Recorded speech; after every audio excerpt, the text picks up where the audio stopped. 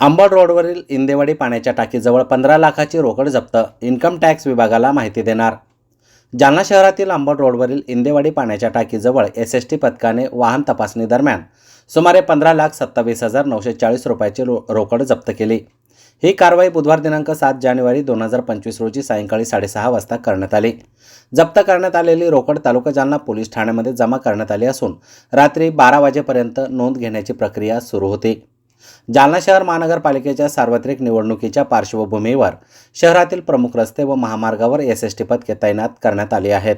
याच दरम्यान इंदेवाडी पाण्याच्या टाकीजवळ पथक प्रमुख VR बोकडे यांच्याकडून गाडी क्रमांक MH21V6093 क्रमांकाच्या एर्टिगा वाहनाची तपासणी करण्यात आली.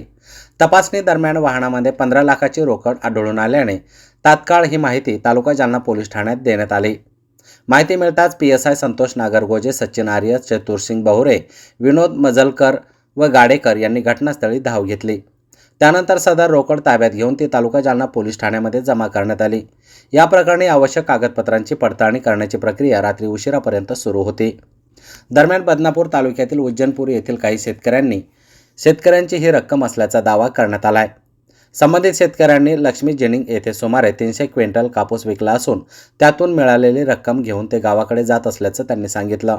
मात्र पोलिसांकडून या प्रकरणाची माहिती इन्कम टॅक्स विभागाला देण्यात येणार असून त्यांच्या तपासणीनंतर सदर रक्कम परत करण्यात येणार असल्याची माहिती पोलीस सूत्रांनी दिली आहे.